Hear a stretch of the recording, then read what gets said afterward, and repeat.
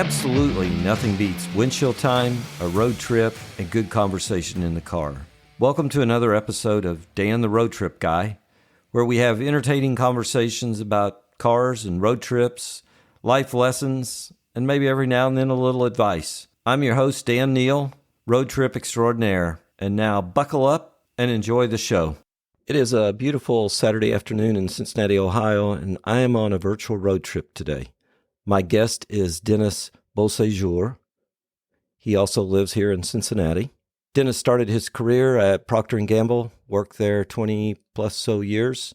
He became an executive with Procter Gamble, and then at a moment in time, he had an encounter with God. It changed the direction of his life for what he calls seasons, and season two, he became the pastor of Marymount Community Church here in a suburb of Cincinnati.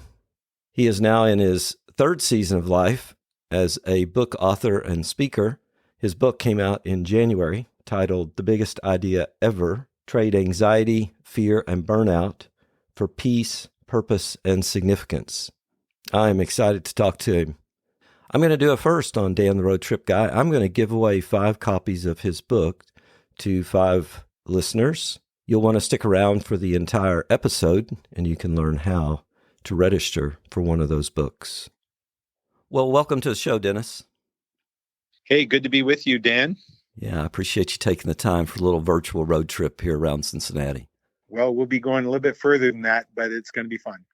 Well, let's start off the show. Just take a couple minutes for my listeners and tell them just who is Denis Beausejour. Yeah, born and raised in Canada, French-Canadian name means beautiful sojourn. Met my bride after college. I started working at P&G in Toronto.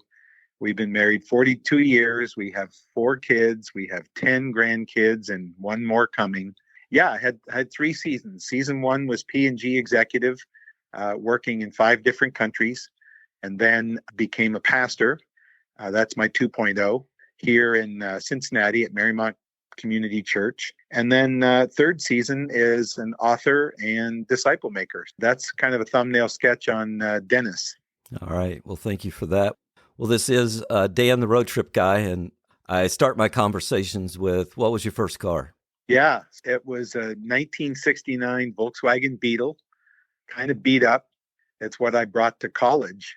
And that's actually the vehicle I'm going to tell you about my road trip in. All right. Well, that'll be fun. Did you get that in high school? I got it right at the end of high school. Okay. Drove it around that first summer, and then brought it to college, and it was kind of my car to get back and forth. My family lived in Toronto, and I went to college in Kingston, Ontario, at a university called Queen's. It's about 225 miles back and forth. So that was my commuter vehicle. And I also, in my years at college in the Queen's Business School, I worked full time at McDonald's to pay my way through college. Okay. That's another adventure.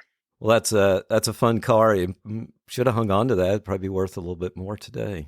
Well, you'll know why I didn't. Okay. When I tell you my road trip story. All right. Well, let's move to that. I usually call them epic road trips. So this one sounds like it's going to be fun. Tell us about it. So I had a really good friend at McDonald's who is a really good golfer, kind of a junior champion in his area, from that area. So he had the idea to go to Myrtle Beach to play golf on spring break in March of 1975. So we had the car, and it's like, okay, from Kingston, Ontario, Canada to Myrtle Beach, it's 900 miles. It's about 14 hours of driving. So let me describe my little car. My Volkswagen Beetle, by this time, I did not take good care of it. The heater boxes were rusted out. The driver's window was not working. It was stuck open. Okay. And the clutch pedal was not working. You can imagine, we're leaving Canada in early March. There's snow everywhere. It's below zero. So we decide, okay, we can make it. We can do it. So we get our snowmobile suits.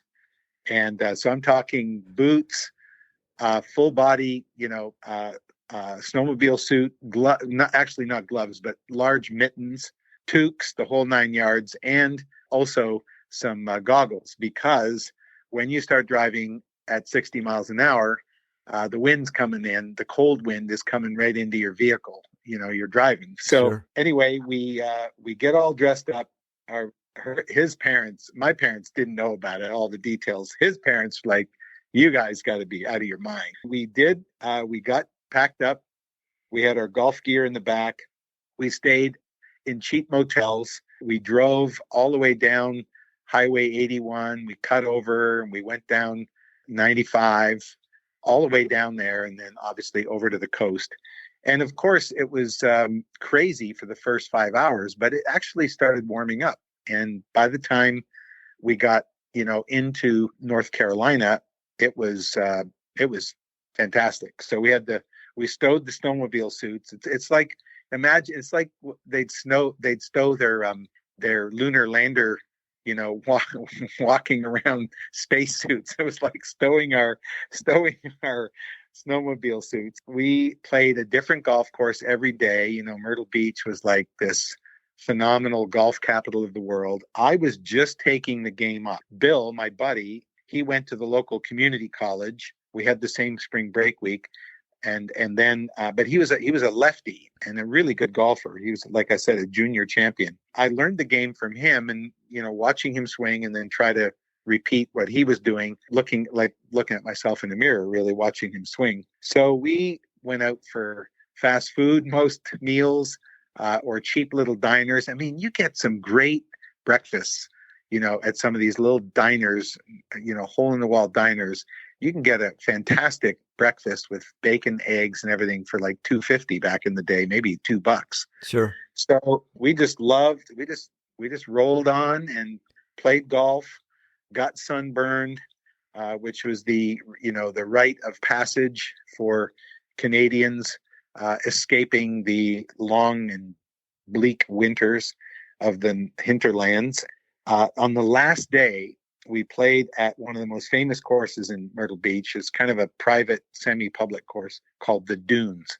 It was so cool. It was like Augusta they had to us, it was incredible. Every hole had a different name, and they had a deal. If you birdied number 13, which was called Waterloo, then you got your round free. And it was kind of honor system or whatever.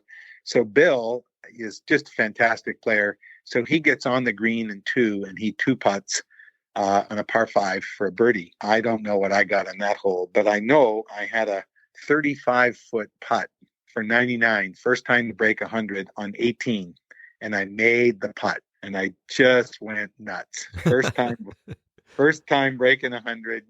It was an epic trip. And then, of course, on the way back, we had to suit up halfway back and find our way. Now, here's the thing, man, about the clutch. Yeah.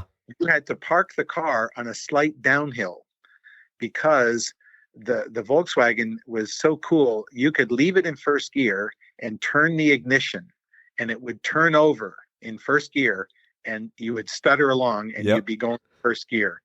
So I mean, what can I say? It was fun story. It was crazy, but it was so much fun. I remember it so fondly. What happened to that Volkswagen?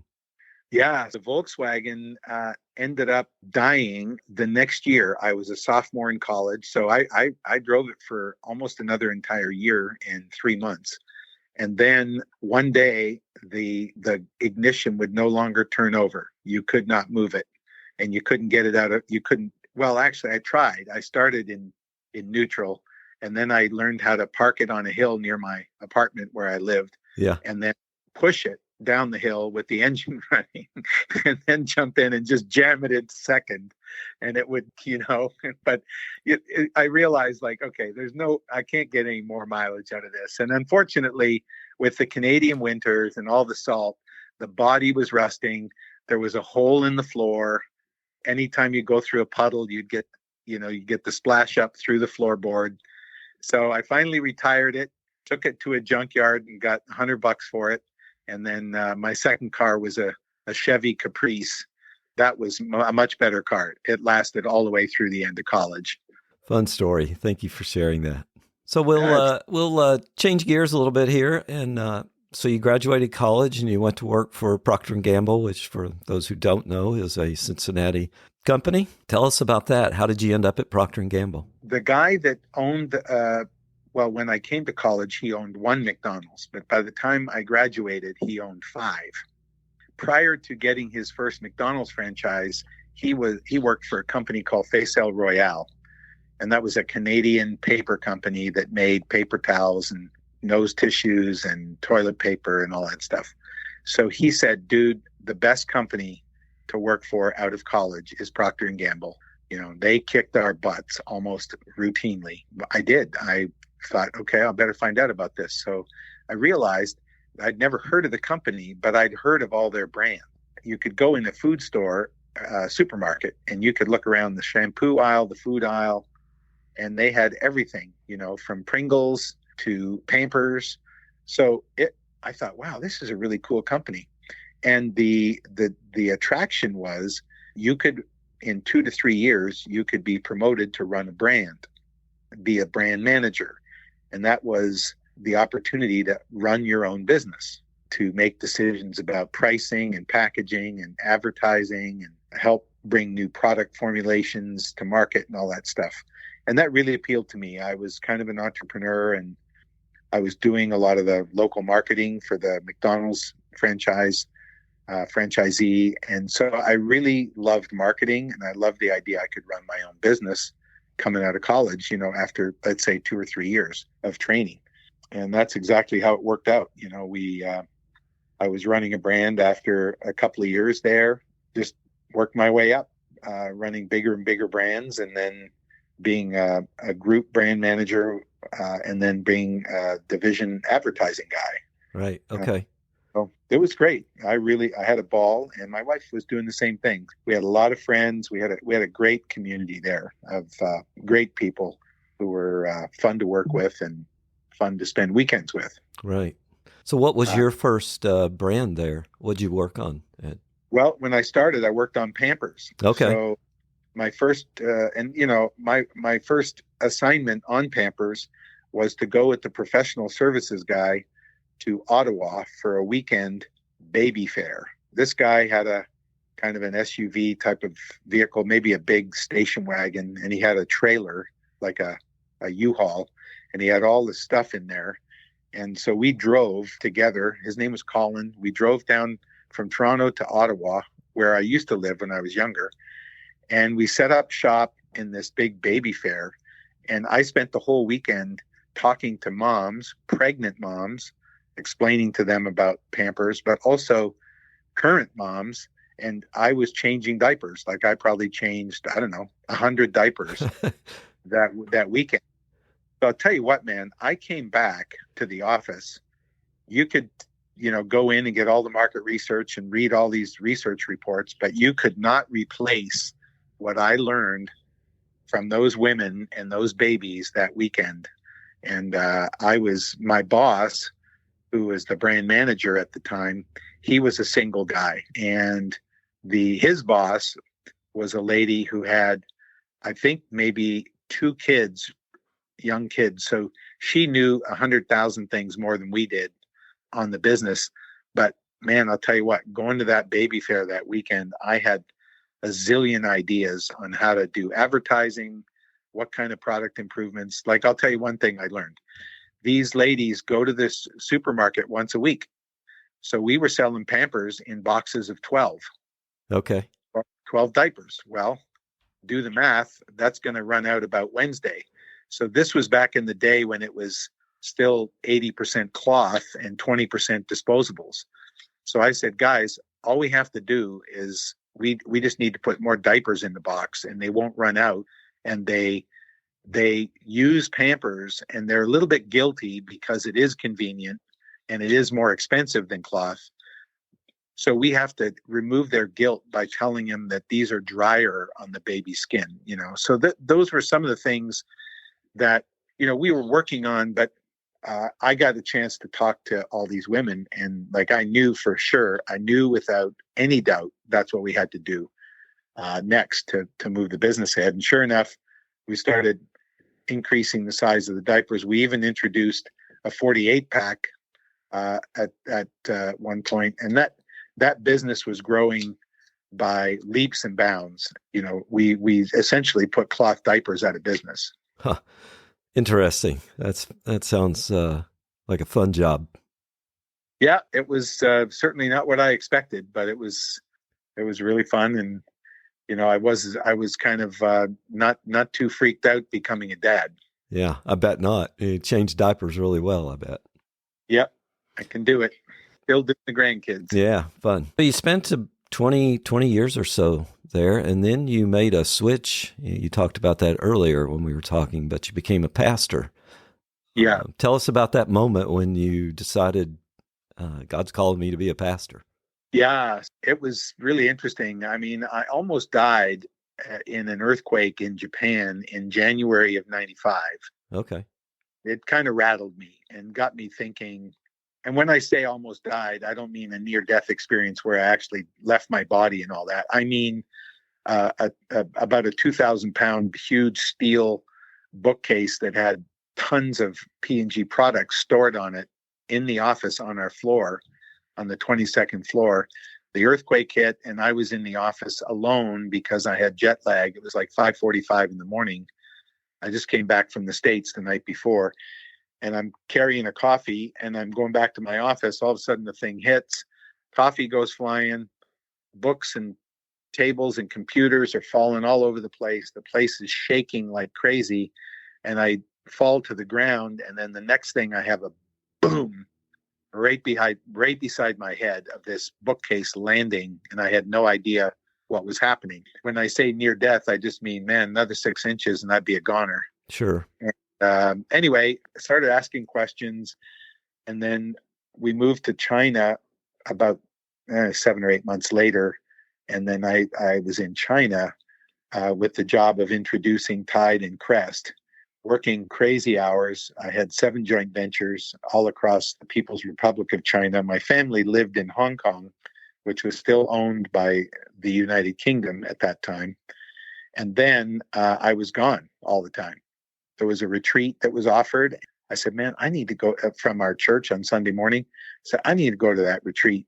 And I thought, I just need a rest.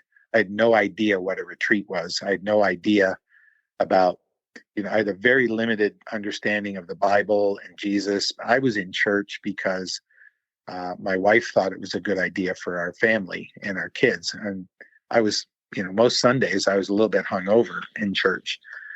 I go to this retreat, and these guys are just explaining, how Jesus changed their life. And it wasn't religious. It was just business guys talking about what happened.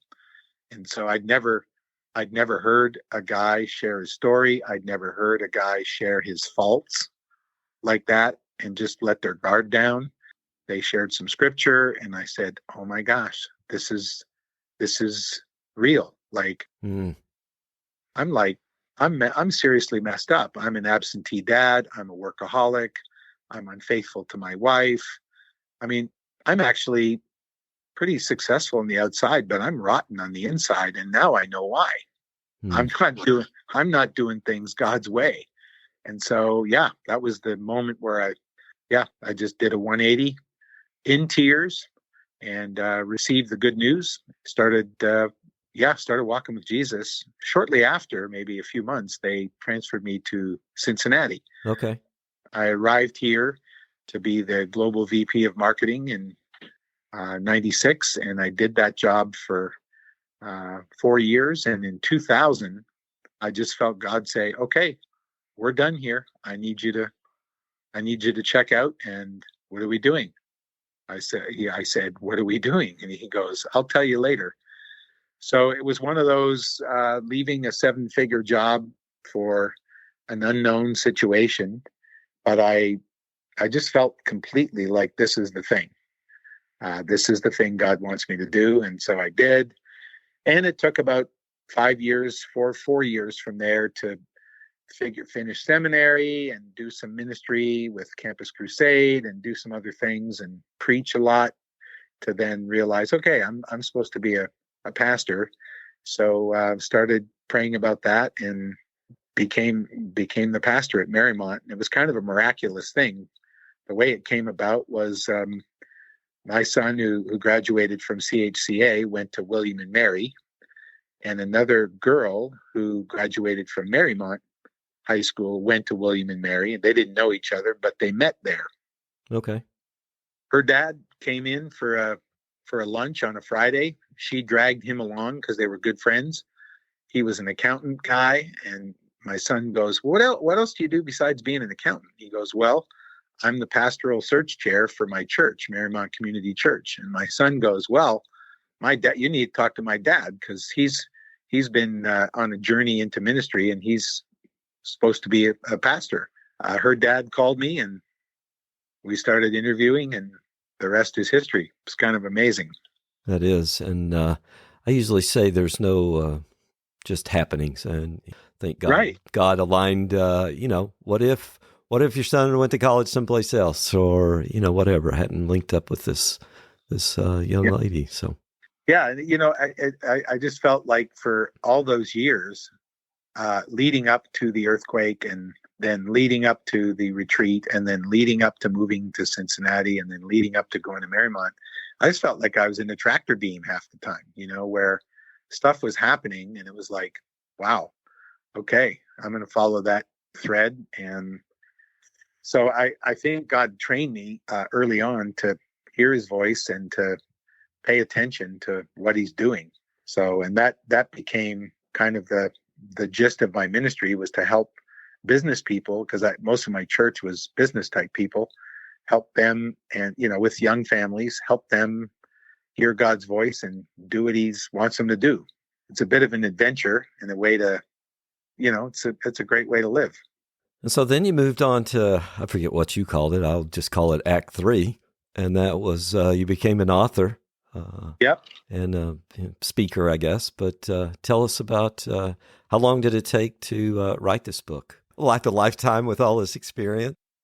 Yeah, right. So in one sense, it was written over 4 decades, 2 at P&G and 2 pastoring a church. What we did is we just felt we were supposed to step out of staff at Marymount. So we stayed in the church, and my associate is just fantastic, and he's crushing it right now. He's doing a great job. So we're in the church. We took a sabbatical and stayed away for a while, which is sort of the conventional wisdom when an existing pastor leaves. He wants to stay in the church. It's good to get lost for a while so the new guy can get himself sorted out. So during that time, we took a sabbatical and we walked the Camino de Santiago over in Spain. It wasn't a motorized road trip, but it was a pedestrian road trip of 500 miles. We walked in 42 days. Wow. So you did the whole walk? The whole Camino. Yep. We walked across, and then we stayed in Europe for another 2 months, and we went to Portugal, France, and Greece, and Turkey, and Israel, and Jordan. So we kind of had another road trip together. And once we got done the walk, that was enough walking. So we basically rented cars and drove them all over Europe, all over these different places. So it was during that time I had the inspiration to write the book. So when we got back, I started writing. And I think my first draft was 85,000 words, and it took me 26 days of writing from about 8 o'clock to 4 o'clock every day, 26 days in a row. Wow. Okay. And, just kind of poured out of me. And then it's 63,000 words as published now. So it's been rewritten like 15 times, but it was a phenomenal experience. It's kind of a memoir. It's a business and spirituality memoir. So it's pretty amazing reliving your life and deciding what stories, do you want to put in there, and what stories, don't really belong. And, you don't want to put all your best moments in there, because then it would be, a little bit like a preening exercise. And then you don't want to put all your worst moments in there, because then you depress the hell out of everybody. Right. So I just decided to just listen. And so that was part of the editing process, but it was a ton of fun. I've learned a lot. It came out in the middle of January. So we're just past the 2-month mark. Yeah, it's going great. Good. I'm really enjoying talking about it, and I'm doing podcasts and different things. It's been great. Well, I told you earlier on, it's in my queue. I bought it, and I got to queue it up here soon. Thank you, Dan. I appreciate it. Look forward to talking about it once you've had a chance to read it. Yeah, if you enjoy this road trip, we may have to do another one to talk about your travels overseas. So, Yep. hey, tell me, do you so you've been around the world working and traveling, but anything on your bucket list? Bucket lists are interesting, because they sort of. I think if you're just pursuing that, you tend to be able to knock quite a few of them off. But I was thinking about it, and the one that I probably would most like is, if it ever gets affordable, is to go into space. That would be pretty. That would be pretty cool. But as far as other things, yeah, we've been super fortunate. Other things on planet Earth, we've been super fortunate to be able to do a lot of stuff, just because we got moved around so many places that it was, like, for example, a really good way to go from Australia to Cincinnati is to fly around the South Pole and come up and spend some time in Buenos Aires on the way, and that kind of stuff. So we've had, opportunities like that. But I'd love to go into space. I'd love to be weightless. The closest thing I've come to it is scuba diving, where you're sort of neutral buoyancy. But weightless would be fun. Yeah. Well, I hope you get to do that someday. Well, it is getting cheaper, and they are sending civilians up there now. So yeah, who knows? Yeah. Who knows? So here's a question. It's probably one of my favorite questions because it lets people kind of think about a road trip. But if you could go on a road trip with anyone today, living or deceased, who would it be? What would you drive? Where would you go? What would you talk about? Yeah, it's great. As far as the living goes, I love doing road trips with my wife, and I love, and probably, what we would want to do now is we'd probably want to go across the U.S. and I would, if I could wave a magic wand, it would be a 911, a Porsche 911. Okay. Would be my vehicle of choice. Yeah, it would be a blast to, almost like relive the Gumball Rally. I don't know if you know that movie. Oh, I know that movie, and I actually ride around every year with Brock Yates Jr. in One Lap of America, it's a little different today, but his dad was the creator of the Cannonball Run. So, okay, all right. Well, you're totally dialed in. As far as those who are not living, it would be awesome to travel with the Apostle Paul. That guy put on about 15,000 miles the old-fashioned way of rolling around on Roman cargo ships, and walking or using a mule or something. But we've been through that part of the world. It's so drivable now. They've put really nice highways, and I think driving. We did a bit of that in Turkey and Greece during our sabbatical. But I would love to be able to do that with the Apostle Paul. Yeah, and again, a 911 with a target top. There you go. And yeah, that would be fun. So if you decide to go across country, we have a map for you, and you can take this U.S. Route 50, which is right out here in Bias, and go all the way to California, which is the most beautiful drive through Utah and Nevada. Oh, wow. Yeah. And doesn't 50, does it go north a bit to Chicago, or does no, 50 actually goes from Maryland cross country to basically Sacramento. It's kind of where we get off and on, but Ocean City, Maryland is technically the starting point. So it's a great road. Even here in our own little part of the world, it's kind of a beautiful drive if you go east. So yeah. Okay. Awesome. Yep. All right. Well, awesome. So you've written a book, you've been a pastor, you've been a business executive. What's some advice you might leave my listeners with on life? Well, thanks for asking. I would say three things. I would say start every day quietly with God. Just enter the day slowly and quietly. Number two, read the Bible daily. And number three, don't hurry. don't hurry. Relentlessly eliminate hurry. We learned this on the Camino because, there are people on the Camino who will move your luggage around, and people are all running, and some people are running it and they're trying to get it done in 9 days or 8 days or whatever. Anyway, it's just insanity. But to go slow and then to be, so what we did is we didn't have anybody helping us. We just had 12-pound backpacks, the two of us. Oh, wow. And we walked, and we made a decision that we will stop wherever we stop. And if we meet somebody interesting, we're just going to stop, just enjoy the moment. And we did that. We did that for 42 days, met some incredible people. And I think we came away saying, we're never going to hurry again. Well, that's great advice. All three are great. And yeah, I particularly always usually go, I don't think Jesus got in a big hurry. No. And he was so present where he was, and so, like you said, purposeful, unrushed. The guy's daughter is dying, and Jesus stops and he meets this old lady who's bent over, and she touches his robe, and who touched me, and he stops, and I can imagine this whole exchange with this guy, or with this woman, the dad going like, we're in a terrible hurry. And Jesus doesn't care because she's going to die and he's going to raise her from the dead, and he doesn't need to hurry. It's just amazing. Just amazing. Yeah. We live in a pretty hurry up society today. Right. That's what I love about this podcast is it's like road trip. This conversation has been unhurried. The road trip was unhurried. And I just love that concept of life as a road trip. Yeah. It's great. Yeah.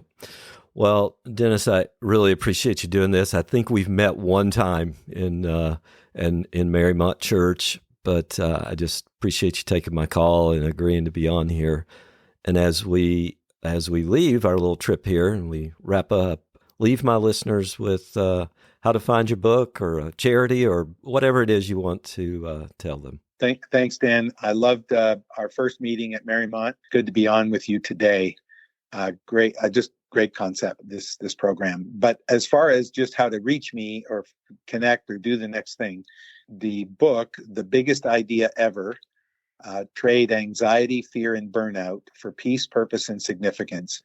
It's available on Amazon, but you can also go to my website, which is denisbeausejour.com, Denis with one N.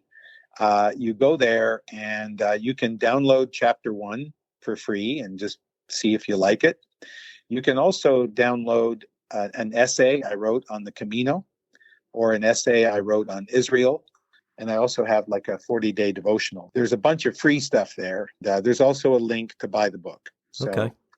Enjoy. Well, I'll make sure I put that in our show notes, and hopefully some people will check you out. That would be great. Denis, thank you again for coming on this trip, and I'll look forward to catching up with you in the future.